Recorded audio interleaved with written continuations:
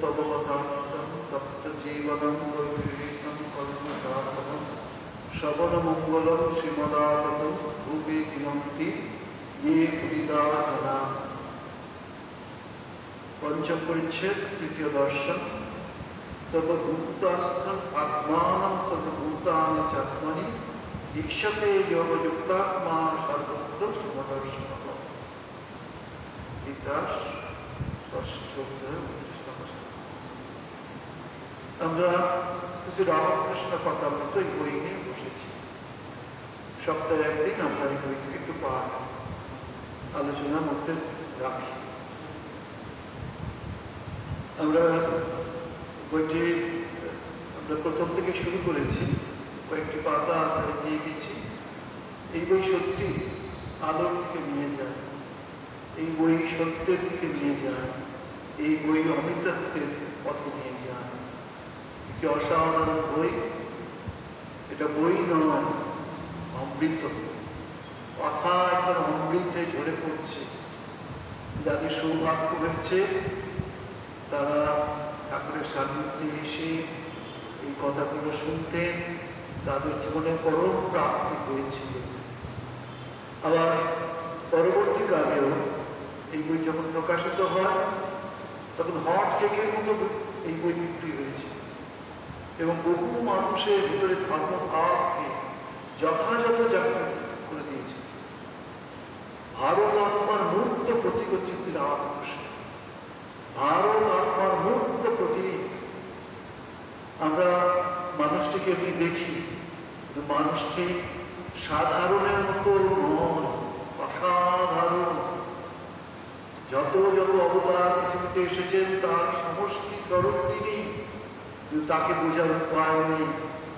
সহজভাবে থাকলে তবে কি বোঝা যায়? কিন্তু তার যারা বই পড়ে, তার কথাগুলো চিন্তা করে, মনীষীদের আলোচনায় তাকে রাখে, তখন একটু একটু করে বুঝতে পারা যায়। আর আমাদের বিষয় বাসনা এত শ্রম যে ভগবত ভাব পেতে গেলে সেই নিয়ে একটু থাকতে হয়।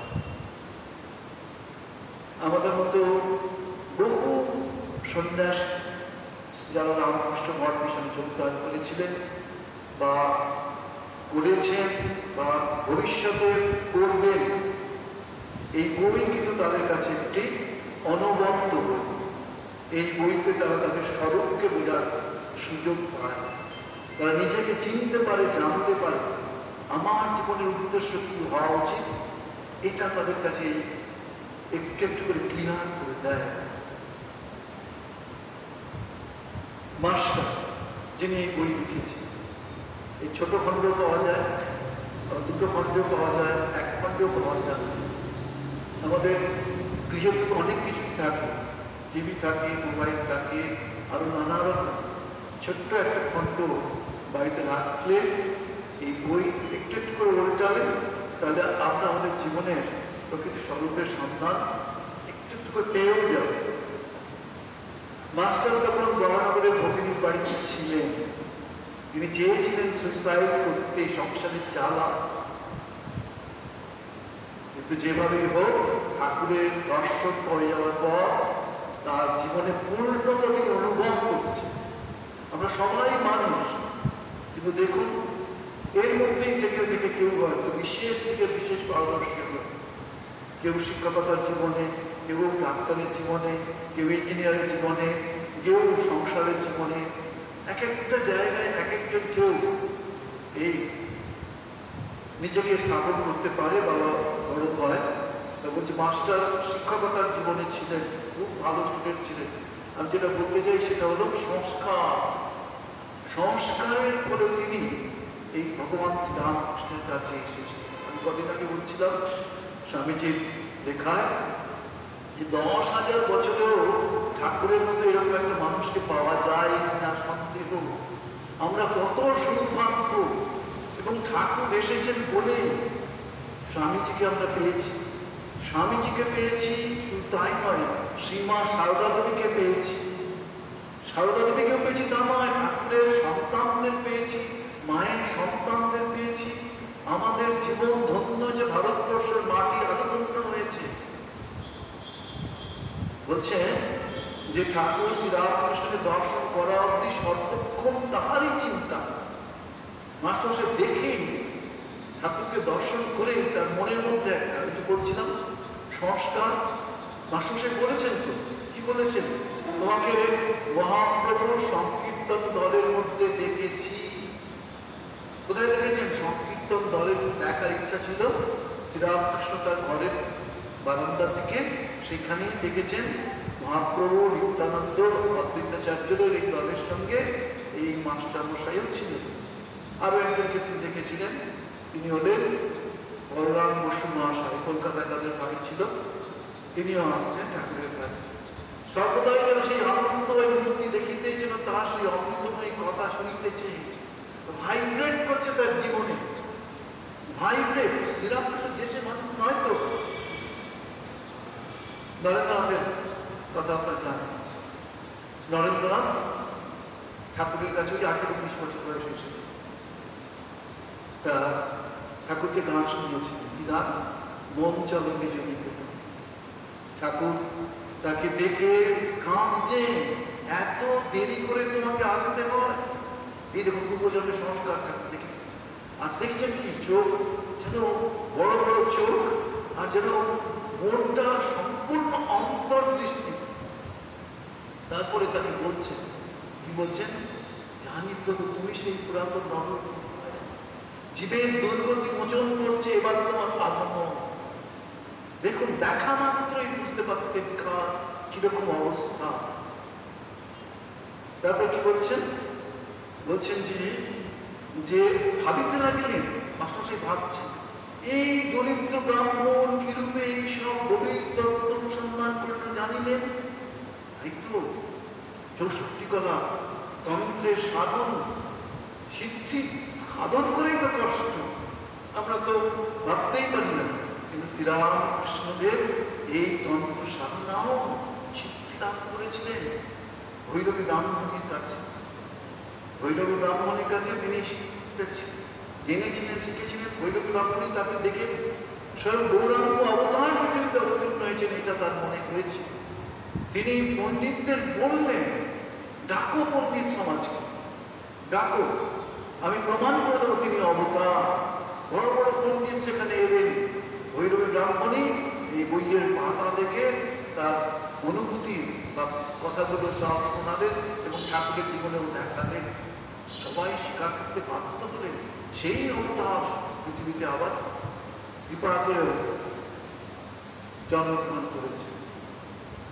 আর এত সহজেই সকল কথা বুঝাইতে তিনি এ পর্যন্ত কাহাকেও কখনো দেখেন নাই। বেদ, বেদান্ত, পুরাণ, ভাগবত সব তার মুখস্থ, কণ্ঠস্থ। যখন যা প্রয়োজন তার সিঁদুর দিয়ে তিনি লিপিবদ্ধ করছেন, শোনাচ্ছেন।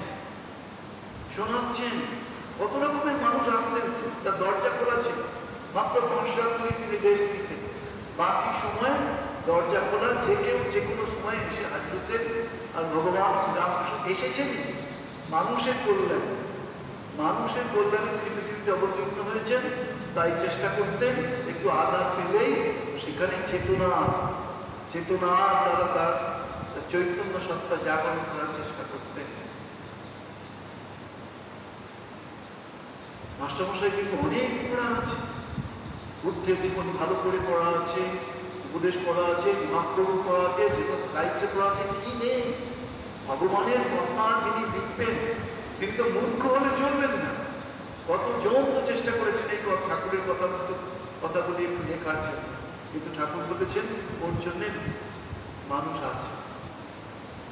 আর বাড়িতে গেলে কি মনে হতো, কখন তার কাছে যাই, কখন তার কাছে বসি, কখন তিনি তাকে দর্শন করি। তাকে দর্শন করাও সৌভাগ্য দর্শন করাও। বড় বড় যোগী সব তারা শ্রীরামকৃষ্ণের ছবি দেখে মুগ্ধ হন। বড় বড়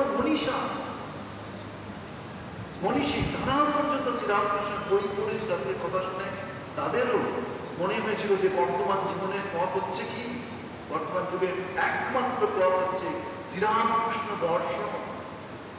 দর্শনের মধ্যে যদি একটাই বলি, যত মত তত পথ। সবাইকে তিনি সবাইকে তিনি কি সম্মান দিতেন, শ্রদ্ধা করতেন, সকলের কথা শুনতেন। কখন তার কাছে যাইবেন, আবার তাকে দর্শন করিবেন, এই কথা রাত্র দিন ভাবিতেছে। দেখিতে দেখিতে রবিবার আসিয়া পড়িল।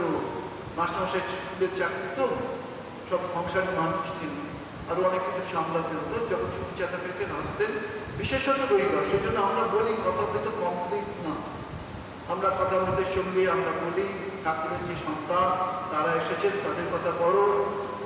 আবার শ্রীরামকৃষ্ণ লীলা প্রসঙ্গ তিনি শ্রীমৎ স্বামী শারদানন্দ যে লিখে গেছেন, ঠাকুরেরই শিষ্য, সেই বইয়ের কথাও বলি, মায়ের কথাও বলি। মাও অনেক কথা ঠাকুরের কাছে শুনেছেন বা দেখেছেন, সেগুলো তিনি বলে গিয়েছেন। বরানগরের নেপাল প্রসঙ্গে বেলা ৩টে-৪টার সময় দক্ষিণেশ্বর বাগানে আসিয়া পৌঁছিল। দেখুন, ঠাকুর আসার আগে সব তৈরি, 12টি শিব মন্দির তৈরি, রাধাকান্ত মন্দির তৈরি, পঞ্চবটী তৈরি, আবার ওদিকে ভবতারিণী, কৃপাময়ী ভবতারিণী তিনিও তৈরি। ঠাকুর আসবেন বলেই রানী রাসমণিকে দিয়ে সব ব্যবস্থা করে নিয়েছেন। দেখুন, রানী রাসমণিকে যাবার কথা ছিল কোথায়? কাশীতে গিয়ে ষোড়শোপচারে পুজো করবেন, বা বিশ্বনাথ এবং মা অন্নপূর্ণা তো বিশ্বেশ্বরী পুজো করবেন। কিন্তু কি মা বললেন এখানেই কর না কেন, এই গঙ্গার পূর্ব পাড়ে। দেখিলেন সেই পূর্ব পরিচিত ঘরের মধ্যে ঠাকুর শ্রীরামকে ছোট্ট তক্তবনুর বসিয়া আছে। এই কয়েকদিন আগে একটু কলকাতা যাওয়ার সুযোগ হয়েছিল, অন্য একটা স্টেটে যাওয়ার পথে একটু নেমেছিলাম।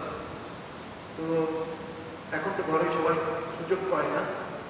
ঠাকুরের বসা দুটি খাট, একটিতে তিনি শুতেন আর একটিতে বসে কথোপকথন করতেন তার স্ত্রীমুখের কথা। ওইটুকু ঘরের মধ্যে তিনি তার যে লিখে যাওয়ার কথাগুলো মাস্টারমশাইকে শুনিয়েছিলেন, বা মাস্টারমশাই শুনে লিখেছিলেন। ভাবছিলাম যে এই ঘরের মধ্যে ভগবান কিভাবে দিন কাটিয়ে গেল। বাইরের বারান্দায় একটু সিঁড়ির ধারে বসলাম, তাও মনে হচ্ছে এই পথ দিয়ে ঠাকুর ঘর থেকে বেরোতেন, মাকে প্রণাম করতেন, রাধাকান্ত মন্দিরে যেতেন, ওদিকে শিব মন্দিরে যেতেন।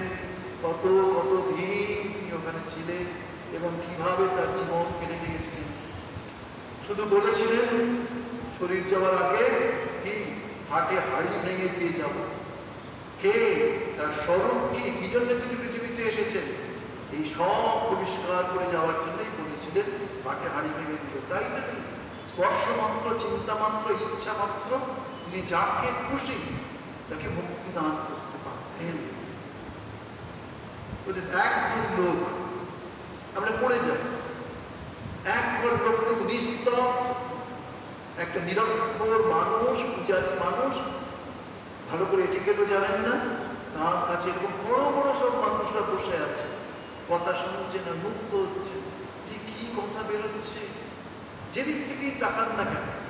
এই যে কেশব চন্দ্র সেন ঠাকুরের কাছে এলেন, ব্রাহ্ম পত্রিকায় ঠাকুরের কথা প্রকাশিত হলো, সবাই অবাক হয়ে গেল। নাম চায় না, যশ চায় না, ক্ষমতা চায় না, ইন্দ্রিয় সুখ চায় না, এ কোন মানুষ যা তো পৃথিবীতে পাওয়া যায় না। এই সব ঠাকুরের কাছে আসলেন আর অবাক হয়ে যা তার কথা শুনে। তারা অন্য ধর্মের, কিন্তু ঠাকুরের কাছে এসে ঠাকুরের কথা শুনে তারা বললেন এরকম মানুষ পৃথিবীতে বিশ্ব আমাদের কত সৌভাগ্য। আর সেই সব কথাগুলো শুনেই তো ঠাকুরের সব গৃহী সন্তানরা, মহিলা যুবতীরা এবং এই অল্প বয়সী সব ছাত্রের দল বা যুবক বৃন্দ সব ঠাকুরের কাছে আসে। রবিবার অবসর আছে, তাই ভক্তের দর্শন করতে আসিয়াছে। এখনো মাস্টারের সঙ্গে কাহারও আলাপ হয় না, নতুন নতুন আসছেন তো সকলের সঙ্গে আলাপ কথা নয়। আর মাস্টারমশাই ওরকম আমাদের মতো নয়, যাকে দেখবো তার সঙ্গে কথাবার্তা শুরু করবো, কতটা প্রয়োজন না প্রয়োজন আমরা বুঝবো না। কিন্তু মাস্টারমশাই খুব মেপে চোখে কথাবার্তা বলতে। তিনি সবার মধ্যে এক পাশে আসন গ্রহণ করলেন। ভক্ত মানুষ, এই এক বিনয়ী মানুষ, কিন্তু ওই সকলের মাঝে গিয়ে বসে পড়লেন না, এক পাশে গিয়ে বসলেন। দেখলেন ভক্ত সঙ্গে সহাস্য বদনে ঠাকুর কথা কইতেছে, ভক্তদের সঙ্গে সহাস্য বদনে কথা বলতেছেন। কত কথা তিনি বলতে, আজকে একাধিক গল্পের কথায় আসবে, পড়ি দেখি। তিনি বলছেন যে যার মধ্যে একটু স্পিরিট আছে তার কাছে বলছি, জানো খানদানি চাষার কথা শুনেছে তো, তারা কোনোদিন চাষ ছেড়ে থাকেন না। তারা যে কোনো যে চাষ হোক আর নাই হোক তারা কিন্তু মাঠে যাবে, কারণ তারা খানদানি চাষ। এইরকম কথা। আবার কখনো বলছেন সেই ব্রহ্মচারীর সঙ্গে দেখা হলো একজন কাঠুরিয়া। কাঠুরিয়া তাকে প্রণাম করলেন। কাকে? সাধু মহারাজজিকে বা ব্রহ্মচারী মহারাজ। ব্রহ্মচারী মহারাজ আশীর্বাদ করলেন, এগিয়ে যাও, এগিয়ে যাও। দেখুন কি সুন্দর ঠাকুর আমাদের ভেতরে ভাব প্রবেশ করে দিচ্ছেন। কি দিচ্ছেন? যে এইটুকু জীবনের মধ্যেই, এর মধ্যেই থেকো না, আরো এগো, আরো এগো, কত পথ আছে। সত্যি তো আমাদের ভাবা উচিত। তো তিনি সাধককে এবার উৎসাহ দিতেন যে এই দেখো চন্দন কাঠ, এগোতে এগোতে সে সেই কাঠুরিয়া চন্দন কাঠের মন পেয়েছিল। আবার কিছুদিন যায়, চুপ করে থাকে। আবার কিছুদিন পরে সে সোনার খনি, রূপোর খনি, সোনার খনি, মণিমুক্তের খনি পেয়ে গেল। তার সব কিছু প্রাপ্তি হয়ে গেল। এরকম ভাবে তিনি গল্পের মধ্যে দিয়ে বোঝাতেন, বা ওটাও বলতেন। আর গল্পের মধ্যে আমরা দেখেছি কি, চার বন্ধু বেড়াতে যেতে যেতে একটা পাঁচিলের কাছে এসে আসবে। শুনলেন পাঁচিলের উপরে বহু লোক খুব আনন্দ করছে। কি আনন্দ, কেমন আনন্দ দেখবার জন্য তিনজন পরপর উপরে উঠলো পাঁচিলের। আর সেই আনন্দের ধ্বনি করতে করতে তারা ওদিকেই পড়ে গেল। আর শেষে যে চতুর্থ জন সে পাঁচিল থেকে নেমে আসলেন, এসে গ্রামের মানুষকে বললেন, চলো ওখানে, দেখো ওখানে, ওখানকার কথা দেখে দেখো, চলো, বুঝবে। এই হলেন শ্রীরামকৃষ্ণ। জগতের মানুষের কাছে কি আলো নিয়ে উপস্থিত হয়েছে, এই আলো দেখাবার জন্য। গো এই তোমরা যে আনন্দের মধ্যে দিয়ে আছো তার থেকে অনেক আনন্দের জায়গা আছে, দেখো। বিষয়ানন্দ, ভজনানন্দ, ব্রহ্মানন্দ, তার তিনি দেখালো। কিন্তু এমনি নয়, শোনা নয়, শোনা নয় যে শুনেছেন তা নয়, তিনি দেখালো। উপলব্ধিমান মানুষ তিনি, সেই উপলব্ধি থেকে তিনি সকলকে বলতেন। একটি ঊনবিংশতি বর্ষ, 19 বছরে বলছিলাম, 1863 সালে, আর 81 সাল বাবার সময় এসেছে। বয়স্ক ছোকরাকে উদ্দেশ্য করি তাহার দিকে তাকাইয়া ঠাকুর যেন কত আনন্দিত হইয়া অনেক কথা বলেছে। সবাই থাকলেও নরেনের দিকে একটু বেশি ঠাকুরের নজর হচ্ছে। কেউ কেউ বলেও যে আপনার নরেনের মধ্যে বেশি ভালোবাসে। আর নরেনের জন্যই তো তার এই পৃথিবীতে আগমন। সারা পৃথিবী কিন্তু আলো দেখাতে হবে, পথ দেখাতে হবে। কে দেখাবে? ঠাকুরের মেসেজ কে ছড়াবে? ঠাকুরের শরীর যেমন কয়েক বছরের মধ্যে যে এই যে আমেরিকা ধর্ম মহাসভা হলো 1893-তে, কে সেখানে গেছিলেন? নরেন্দ্রনাথ স্বামী বিবেকানন্দ রূপে গেছিলেন, যেখানে তার বক্তব্য শুনে সব মানুষ মুক্ত হয়ে গেছিলেন। আমরা শুনেছি, কি শুনেছি? আমরা শুনেছি ম্যাক্স মুলারের কথা। ম্যাক্স মুলার স্বামী ঠাকুরের কথা, ওনার ঠাকুরের স্বামীর সঙ্গে দেখা হয়েছে। ম্যাক্স মুলার ঠাকুরের কথা শুনে মুক্ত হয়ে গেলেন। দেখুন দেখুন, পৃথিবীতে কিন্তু মানুষ আছে, তাদেরও সত্তা আছে, তারাও বুঝতে পারে। রিয়েল মহাত্মা করে দেখলেন তিনি। এরকম পাশ্চাত্য জগতে বিস্ময় কাণ্ড ঘটে গেল তাদের বইয়ের কথা জেনে। শুধু সেইখানেই নয়, রোমানোলা 5000 বছরে ভারতীয় আধ্যাত্মিক সাধনার প্রতিমূর্তিকে কেউ 3000 থেকে বলে, কেউ 5000 বলে, এরকম। কে? না, এই শ্রীরামকৃষ্ণ, যিনি আমার স্বামীজির কথা লিখতে গিয়ে কি বলেছিলেন জানেন? স্বামীজির কথা লিখতে গিয়ে বলেছিলেন 30 বছর আগে যিনি লেখাগুলো, সেই লেখাগুলো যখন পড়ছি দেখছি কারেন্ট মারছে সমস্ত শরীরে। না জানি যারা শুনেছিলেন তাদের কি অনুভব হয়েছে। এই সেই নরেন, যার কথা ঠাকুর বলেছিলেন নরেন শিক্ষা দিবে, নরেন শিক্ষা দিবে। নরেনই ঠাকুরের আহ্বানে ওই দেশে গিয়েছিলেন, আর মায়ের আশীর্বাদ নিয়ে গিয়েছিলেন নরেন্দ্রনাথ। ছেলেটির নাম নরেন্দ্র, কলেজে পড়ে, সাধারণ বাংলা সমাজে যাতায়াত করেন। কথাগুলি তেজে পরিপূর্ণ, যে কথাগুলো হচ্ছে তেজে পরিপূর্ণ, চক্ষু দুটি উজ্জ্বল, আবার কি বলছেন মাস্টারমশাই, যে ভক্তের চেহারা, চেহারা যেসব নয়, একটা ভাব থাকে, আপনি যা ভাববেন তা আপনার মধ্যে চোখের প্রকাশিত হবে, শরীরের মধ্যেও সেটা প্রকাশিত হওয়ার, এটা বুঝতে পারেন আরো বেশি। মাস্টার উন্নতি বুঝলেন যে কথা কি বিষয়াসক্ত সংসারী ব্যক্তির সম্বন্ধে হইতেছিল, যারা কেবল ঈশ্বর ঈশ্বর করে, ধর্ম ধর্ম করে, তাদের ওই সকল ব্যক্তিরা নিন্দা করে। আর সংসারী কত দুষ্ট লোক আছে, তাদের সঙ্গে কিরূপে ব্যবহার করা উচিত, এসব কথা হইতেছে। ঠাকুরের কাছে আপনি সব পাবেন, সব পাবেন। Man making is my mission, Swamiji বলেছে। তো ঠাকুরের ক্ষেত্রে কিভাবে, একটা ঘটনার কথা বলবো। ঠাকুর পঞ্চবটিতে ক্লাস নিত, হ্যাঁ, ঠাকুরের সব জানা ছিল। মাস্টারমশাই একজন বললেন, বোধহয় নাম গোপাল গোপালের নাম, তা ছাতাটা এখানে থাকছে। পরে কোনো সময় ঠাকুরও চলে এসেছেন, সেই ছেলেটিও চলে এসেছে। ঠাকুর আসার পর বলছে, হ্যাঁ রে, ছাতাটা কি হলো? আমার তো অনেক কিছু ভুল হয়ে যায়, কিন্তু এগুলো তো ভুল হয় না। ঠাকুর কিন্তু খুব পার্টিকুলার, খুব ভীষণভাবে পার্টিকুলার। সেই জন্যই আসলে তারা এসেছেন পথ দেখাতে, তাদের সেই রেখে যাওয়া পথ ধরেই আমরা এগোবো। সেই তিনি বলেছিলেন, ওকে গোপাল গোপাল। বঙ্কিমচন্দ্র চট্টোপাধ্যায় এসে তাকে শোনাচ্ছেন গল্প, এই কথাটা কি, কেশব কেশব গোপাল গোপাল হরি হরি হর হর। বঙ্কিমবাবুর কথা শেষে ঠাকুরকে বললেন, আমাদের এখানে আসুন, অনেক ভক্ত আছে। ঠাকুর বললেন, ও ভক্ত আছে, তাহলে একটা কথা শোন। কিরকম ভক্ত না, কেশব কেশব, মানে শ্যাকরার দোকানের কথা বলছেন। শ্যাকরার দোকানে লোক এলে, শ্যাকরার প্রথম তারা কিন্তু খুব মালা করে থাকে, কপালে তাদের সব তিলক টিলক থাকে, হাতে নামাপতি থাকে, আর কথাও বলছেন এই ক্ষেত্রে। কেশব কেশব মানে কে এসেছে, কে এসেছে, বলছে গোপাল গোপাল। দ্বিতীয় ভেতরের লোক বলছে গোপাল গোপাল, হ্যাঁ, গোপাল আর গরুর পাল। তৃতীয় লোক বলছে হরি হরি, আর চতুর্থ বলছে হর হর, মানে একদম সনাতন, সোনার দোকানের কথা বলেছে।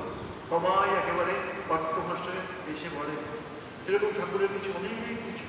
কিন্তু এখানে আমরা কি দেখছি, এখানে ঠাকুর যে গল্পটির কথা বলছেন সেটিও কিন্তু খুব ইম্পর্টেন্ট। মাস্টার অনুমানে বুঝলেন, আচ্ছা ঠিক আছে, ঠাকুর কি বলছেন, নরেন্দ্র তুই কি বলিস, সংসার লোকেরা কত কি বলে। দেখ, হাতি যখন চলে যায় পেছনে কত জানোয়ার, কত রকম চিৎকার, কিন্তু হাতি ফিরেও চায় না। তোকে যদি কেউ নিন্দা করে তুই কি মনে করবি? আমি মনে করবো কুকুর ঘেউ ঘেউ করছে, কুকুর ঘেউ ঘেউ করছে। ঠাকুর বলছেন, না রে, অতদূর নয়, ঈশ্বর সর্বত্রে আছেন। ভালো লোকের সঙ্গে মাখামাখি চলে, মন্দ লোকের কাছ থেকে তফাৎ থাকতে হয়। বাঘের ভেতরেও নারায়ণ আছে, তা বলে বাঘকে আলিঙ্গন করা চলে না। যদি বলো বাঘ তো নারায়ণ, তবে কেন পালাবো?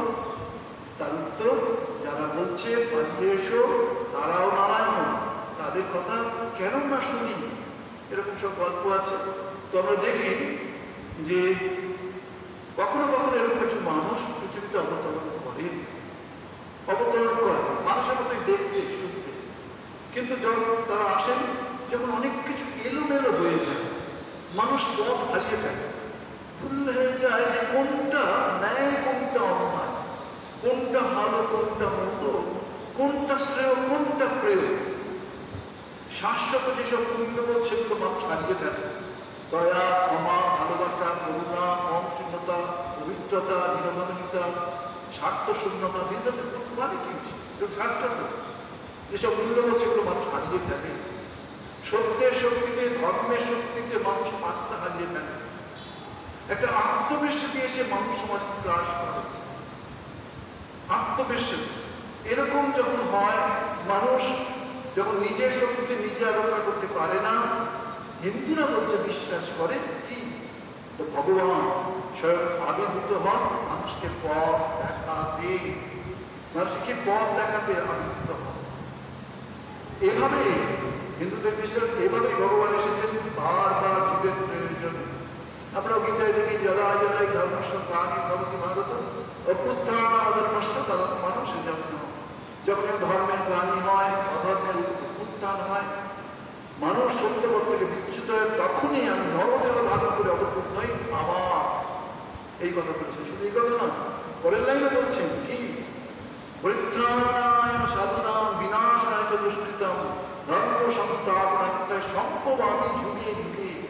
হ্যাঁ, শুধু এটা বলছেন যারা সাধু তাদের রক্ষা করার জন্য, যারা দুষ্কৃতকারী তাদের ধ্বংস করার জন্য, ধর্ম স্থাপন করার জন্য আমি যুগে যুগে অবতীর্ণ হই। হ্যাঁ, মেঝে থেকে উৎপন্ন হচ্ছেন তিনি। আর সেই মূর্তি, আমক্ষ মূর্তি, কুয়াশা ভরা, সম্ভবামী যুগে যুগে বলছেন। আবার কি বলছেন? বলছে আমাদের মতো তিনি চরণ ফেলেন, আমাদের মতো শোক, দাম, ব্যাধি, যন্ত্রণা সহ্য করেন। আপাতদৃষ্ট সবকিছু তাদের সাধারণ মানুষের মতো, কিন্তু তবুও সবকিছু যেন অসাধারণ। তাদের সবকিছু লৌকিক, আবার তার মধ্যে অনেক কিছু আছে যা মনে হবে অলৌকিক। অনেক কিছু আছে তার মধ্যে মনে হবে অলৌকিক, সাধারণত নয়। আর হ্যাঁ, আমাদের মধ্যে তো দুটো হাত, দুটো চরণ, দুটো কান, দুটো এইসব ছিল আমাদের মতো মানুষের, কিন্তু তার ভেতরটা তো আলাদা, সবটাই তো অন্যরকম আবার। আর তারা রূপটা ঢেকে আসে। ওই যে মায়ের প্রসঙ্গে ঠাকুর বলেছেন না, ওই তো লক্ষ্মী, ওই তো সরস্বতী, এবারে রূপ থেকে এসেছে। তাহলে আমাদেরকে তার মেসেজ দেবার মতো শক্তি তারা পাবে না। আমরা তাকে দেখে তো ফিরে আসবো, তো আমাদের মতো তো নয়। এর কাছে কেন যাবো? এর কাছ থেকে দূরে ভয়েতে আমরা লজ্জায় আমরা হয়তো চলে থাকবো। সেই জন্যই তারা আমাদের মতো শরীর নিয়ে আসে। কেন তারা নরদেহ ধারণ করে আসে? কেন তারা সাধারণ মানুষের কাছে করেন? কারণ তা যদি না হতো তাহলে আমরা তাকে দূরে সরিয়ে রাখবো। ঠাকুর আবার কি বলছেন? অবতার সূর্যোদয়ের সূর্যের মতো। সূর্য যখন প্রথমটা ওঠে তখন তাকানো যায়, কিন্তু মধ্যাহ্ন সূর্য কিন্তু তাকাতে পারা যাবে। কি সুন্দর উপমা ঠাকুর। উপমা আমরা শুনেছি কালিদাসের। আপনারা বাড়িতে ছোট্ট একটু বই রাখুন, কত এক একটা পাঠ, খুব কম দাম। তো একটু একটু করে পড়ুন, অন্য বই পড়ুন, এই বইও পড়ুন, যা আপনাকে সত্যি সত্যি সত্যের জায়গায় আনবে, আপনার জীবনের যথার্থ জায়গায় পৌঁছে দেবে। আমাদের প্রকৃত স্বরূপ তো এই নয়, আমাদের ভিতরে স্বরূপ আছে, সেটা আমাদের জানতে হবে, নাহলে বারবার পৃথিবীতে আসতে হবে।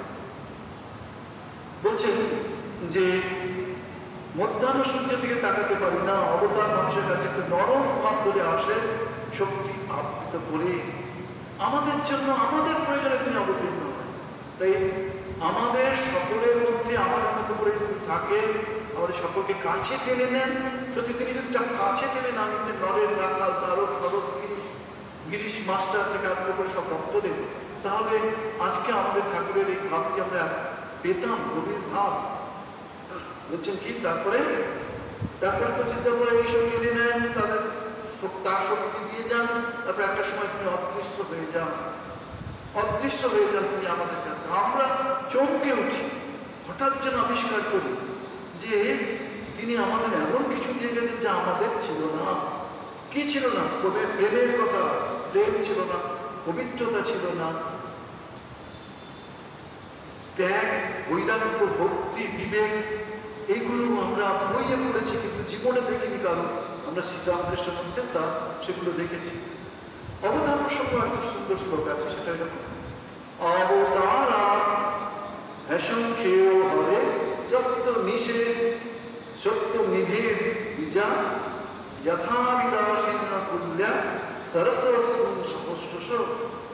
সত্যগুণের আকার হচ্ছে হরির অসংখ্য অবতার। অবতারের গুণের মধ্যে থাকে কি? সত্যগুণ। শ্রীরামকৃষ্ণের সত্যগুণ ছিল। রামের মতো তীর্থবিদ্যে তিনি আত্মার ছিল না, কৃষ্ণের মতো বাঁশি ছিল না।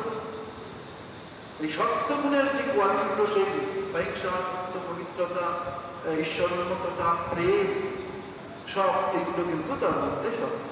বলছেন কি? সত্যগুণের আকার হরির অসংখ্য অবতার। তিনি জানেন অক্ষয় সরোবর, সহস্র ধারায় তা থেকে জল বেরিয়ে যাচ্ছে নানা দিকে, কিন্তু সেই সরোবর যেমন ছিল তেমনি রয়ে গেছে। ঈশ্বর তেমনি যেমন ছিলেন তেমনি আছেন, কিন্তু তার করুণার ধারা চারিদিকে ছড়িয়ে পড়ছে বিভিন্ন অবতারের ভেতর দিয়ে। শ্রীরামকৃষ্ণের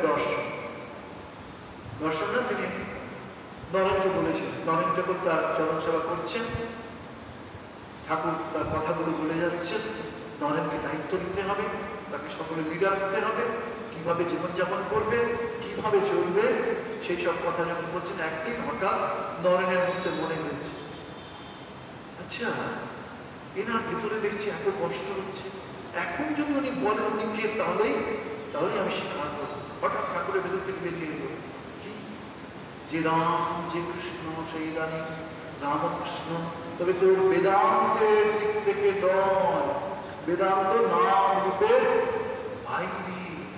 এই একটি কথা বলে গেলেন। আমার তিনি বলছেন যে কি, প্রজাদের তিনি দেখতে আসেন, রাজা রাজ ঐশ্বর্য ছেড়ে প্রজাদের দেখতে আসেন, প্রজাদের দুঃখ দুর্দশার একবার জন্য যদি আসেন তাহলে কি করবেন, তার অরিজিনাল রূপকে তো তিনি দেশ তো তিনি ছেড়ে আসবেন। সেই কথা তিনি বলছেন, কেন কেন দেখতে আসেন না, মানুষের দুঃখগুলো বুঝতে আসেন, যাতে তার কাজ করতে সুবিধা। এরকম একটা জায়গায় ঠাকুর নিজের কথা বলতে গিয়ে বলছেন যে খোলটা থেকে দেখি সচ্চিদানন্দ বেরিয়ে এলো। সচ্চিদানন্দ মানে সচ্চিৎ আনন্দ, সৎ হচ্ছে নিত্য, চিৎ হচ্ছে জ্ঞান ও স্বরূপ, আর আনন্দ হচ্ছে আনন্দের স্বরূপ।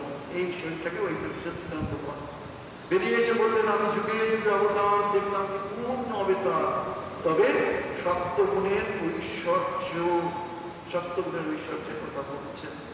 আমরা আবার দেখি কি স্বামীজি বলছেন, ঠাকুরের কথা বলতে গিয়ে এক জায়গায় বলছেন, শ্রীরামকৃষ্ণের মতো এত উন্নত চরিত্রের মানুষ কোনো কালে দেখিনি, এত উন্নত চরিত্রে। তার গুরু বলে কি তিনি বলেছেন? মোটেই তার নয়, তিনি বুঝিয়ে দিয়েছেন। মোদীও আচার্যদের বলে বই লিখেছেন, আবার অন্যান্য কথাতেও লেখা বা অন্য জায়গাও আমরা দেখতে পাই তিনি অনেক কথা ঠাকুরের সম্বন্ধে বলেছেন। আবার আরো ভজনের মধ্যেও তিনি বলেছেন। আবার শ্রীরাম থেকে তিনি লিখছেন, কি লিখছেন, দাদা বেদ বেদান্ত পুরাণ ভাগবতে কি আছে যদি জানতে চাও তাহলে শ্রীরামকৃষ্ণ পরমহংসকে পড়ো। ইংরেজিতে বলছেন, he was the living commentary to the Vedas and to their aid. He had lived in one life the whole cycle of the nation and religions exist in India. বাংলায় বলছেন, বেদের জীবন্ত ভাষ্য শ্রীরাম, শুধু তাই নয়, যুগ যুগ ধরে ভারতে যত ধর্ম চিন্তা, যত ধর্ম সাধনা, যত ধর্ম উপলব্ধি হয়েছে তার সমস্ত স্তর শ্রীরামকৃষ্ণের জীবনে ফুটিয়ে তুলেছেন।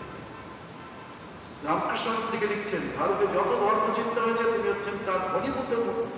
শাস্ত্রের মর্ম কি, তার উদ্দেশ্য পরিধি আমি তার জীবনে দেখেছি বলে বুঝতে পারছি।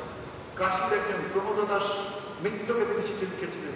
তিনি একজন পণ্ডিত মানুষ, সম্ভ্রান্ত জমিদার, কাশীতে থাকতেন, তাকে লিখেছেন শ্রীরামকৃষ্ণের জুড়ি নাই। সে অপূর্ব সিদ্ধি, সে অপূর্ব অহিত দয়া, সে ইন্টেন্স সিম্প্যাথি ভক্ত জীবনের জন্য এই জগতে আর নাই। আবার শরৎচন্দ্র চক্রবর্তী, স্বামীজির একজন শিষ্য, স্বামী শিষ্য সংবাদের প্রণেতা, তিনি তাকে কি লিখছেন, বলছেন যাস্য বীর্যেন কৃতেন, যাস্য বীর্যেন কৃতিন বয়ং চ প্রণানি চ রামকৃষ্ণ সদা বন্দে সর্বং সদন্তমীশ্বরম। যার শক্তিতে আমাদের সমস্ত কৃতিত্ব, বিশ্ব চরাচরের সমস্ত সৃষ্টি যার থেকে, তিনি হলেন শ্রীরামকৃষ্ণ। বিশ্ব চরাচর, মা বলছেন না, একটা পিঁপড়ে এগিয়ে যাচ্ছে, মারব কি, দেখছি যে ঠাকুর শ্রীরামকৃষ্ণই ওর মধ্যে রয়েছে, শ্রীরামকৃষ্ণকে দর্শন করছেন, যাবতীয় সবকিছুই। আবার যখন গেড়িটা কিনি, মা বলছেন ওসব আমি রান্না রাখতে পারবো না, ওসব রান্না করতে পারবো না, ওসব চলে চলে বেড়ায়, তখন বলছেন কিন্তু আমার জন্যই করবে, অর্থাৎ আমিই তো সৃষ্টি করেছি। লিখছেন কি, যে কারণ তিনি মঙ্গল স্বরূপ, তিনি স্বতন্ত্র ঈশ্বর, ঈশ্বর স্বয়ং ঈশ্বর। আবার লিখছেন শশী মহারাজকে কি, প্রাপ্তম যদ্বৈ প্রাণাদি নিধানম বেদ দহিতম মথিত্বা দত্তম যস্য প্রকরণে হরিহর ব্রহ্মাদি দেবের বলম পূর্ণম যস্তু প্রাণ সারে ভৌম নারায়ণম রামকৃষ্ণ তনুম দত্তের তৎপূর্ণ পাত্রমিদম ভূ। হে পূর্ণপাত্র শ্রীরামকৃষ্ণ, অমৃতের পূর্ণপাত্র, যে অমৃত অনাদি অনন্ত বেদ সমূহ মন্থন করে পাওয়া গেছে, ব্রহ্মা বিষ্ণু মহেশ্বর প্রভৃতি দেবতার শক্তি যাতে যুক্ত হয়েছে, ওম নারায়ণ নাম অর্থাৎ ওম নারায়ণানাম অর্থাৎ পৃথিবীতে যত অবতার এসেছেন তাদের প্রাণের নির্যাস যাতে রয়েছে সেই অমৃতের পূর্ণপ্রাপ্ত শ্রীরামকৃষ্ণ। তিনি বেদমূর্তি, সর্বদেবদেবী মূর্তি, সর্ব অবতার মূর্তি, তাই তিনি অবতার বরিষ্ঠ। স্বামী বিবেকানন্দ বলে গেছিলেন কি? স্বামী বিবেকানন্দ বলেছিলেন, ওম স্থাপক আছে ধর্মস্য সর্বধর্ম স্বরূপিণী অবতার বরিষ্ঠ রামকৃষ্ণ নম। স্থাপক ধর্মের স্থাপনা করেছে সর্বধর্মের স্বরূপ সেই অবতার বরিষ্ঠ শ্রীরামকৃষ্ণকে। তিনি হাওড়ায় ভবকৃষ্ণ ঘোষ মহাশয়ের বাড়িতে ঠাকুর উন্মোচন করতে গেছিলেন, ঠাকুরের বিগ্রহ উন্মোচন করতে গেছিলেন। সেখানে তিনি পুজো কি করেছিলেন তার থেকে এই কথা বেরিয়েছিল। তিনি নিজে বলতেন স্বামীজি যে আমেরিকায় যে আমি এতগুলো লেকচার দিয়েছি সে কি নিজের শক্তিতে দিয়েছি, ঠাকুর এসে আমাকে শক্তি বলে দিয়েছে। শুধু কি তাই, আমরা জানি সেই রসিক ম্যাথরের কথা, যে রসিক ম্যাথর ট্রেন পরিষ্কার করতেন, যার বাড়িতে গিয়ে ঠাকুর গোপনে গিয়ে তার ট্রেন পরিষ্কার করে এসেছিলেন, যার ব্রাহ্মণত্বের অভিমান যাতে না থাকে, সেই রসিক ম্যাথর ঠাকুরকে বলেছেন, ঠাকুর আমাকে কিছু হবে না। ঠাকুরের এক আশীর্বাদে, ঠাকুরের শরীর যাবার 2 বছরের মধ্যে তিনি ঠাকুরকে দর্শন করতে করতে শরীর ত্যাগ করেছিলেন। এই আমরা দেখি অবাক হয়ে যায় যে গিরিশবাবু কি সাধনা ছিল। গিরিশবাবু মুক্তি ঠাকুর বলিয়ে নিলেন, কি বলিলেন যে গিরিশ এখানকার সম্বন্ধে যদি তুমি বলে বেড়ো তুমি কি বুঝেছ? গিরিশ বললেন যে রাম যে কৃষ্ণ যে ব্যাস বাল্মীকি যার কথা বলে বিরক্ত করতে পারিনি, আমি সামান্য জিনিস তার কথা কি বলবো। আমরা জানি কি জানি রামচন্দ্র দত্ত তার কাছে আসতেন, তিনিও পর্যন্ত ঠাকুরকে প্রণাম করতে গিয়ে হাত করে ঠাকুরের মধ্যে দেখেছিলেন কি, ঠাকুর কি দেখছো? না আপনার মধ্যে সব মহাপ্রভুকে দর্শন করছি। এই গিরিশ আর রামভক্ত এরা একজন কবি নাট্যকার যা গিরিশবাবু তিনি আর এই ডাক্তার রামচন্দ্র দত্ত এরাই ঠাকুরকে অবতার বলে প্রচার করতে। ঠাকুর বলতেন একজন মরা কাটে একজন থিয়েটার করে, এরা অবতার বললে এই অবতারে কি বোঝে? ঠাকুরের পছন্দ ছিল, তিনি আরো প্রচার চাইছেন। ঠাকুরের কৃপা, ঠাকুর যদি ভগবান না হতেন তখনকার দিনে কেউ প্রেক্ষালয়ে যেতেন না। এই যে যাত্রায় নরেন্দ্র একদম দূর থেকে চলতেন, আরো অনেককে হেরম্য মৃত্যু বলে তখনকার কলেজের একজন প্রফেসর এই অধ্যক্ষ ছিলেন প্রিন্সিপাল, তাকে একদিন তার ছাত্র জিজ্ঞেস করে এখানে রঙ্গালানে বললাম জানি বলবো না, এত মহিলাদের প্রতি তাদের কি আছে। ঠাকুর নিজে গিয়ে তাদের আশীর্বাদ করে। আমরা জানি যে নটি বিনোদিনীকে তিনি আশীর্বাদ করেছিলেন, তোমার চৈতন্য লাভ ঠাকুর আশীর্বাদ করেছিলেন তাদের প্রত্যেকটা নর্তক নর্তকীকে। এগুলো আমরা পাই, আর গীতায় এও পাই, অযোগী সন্ত ব্যাত্মা ভূতান ঈশ্বর ভীষণ প্রকৃতিম সামরিষ্ঠায় সম্ভব আমি আত্মমায়া, নিজের স্বরূপের কথা বলে আমার এই কথা বলেছেন, বহুনি মে ব্যাকুলানি জন্মানি তব চার্জুন তান্নাহম বেদ সর্বাণী নর্তম বেদ পরাত্ম। তোমারও অনেক জন্ম হয়েছে, আমারও অনেক জন্ম হয়েছে, আমি সেসব কথা জানি, তুমি সাধারণ মানুষ, তুমি সবটা জানো না, ভুলে গেছো, ভুলে যাও তো সব। তো ঠাকুরের কথার অমৃত আমরা যত পান করব তত আমরা জীবনের উদ্দেশ্য বুঝব। ঠাকুরের চরণে এই প্রার্থনা, তিনি আমাদের কৃপা করে পথ দেখে নিয়ে যান, তিনি আমাদের কৃপা করে জীবনটাকে সুন্দর করে গড়ে তুলুন, যাতে আমরা সুন্দরভাবে গড়ে ভগবানের ভক্ত হয়ে বাকি জীবনটা কাটাতে পারি। ও নিরঞ্জনম নিত্যমান্তরূপম ভক্তানুকম্পাম ঈশাবতরম পরমেশ্বরম তম রামকৃষ্ণ শিরসা। ওম শান্তি শান্তি শান্তি। বলি তৎসৎ। শ্রী রামকৃষ্ণ अर्पणम्।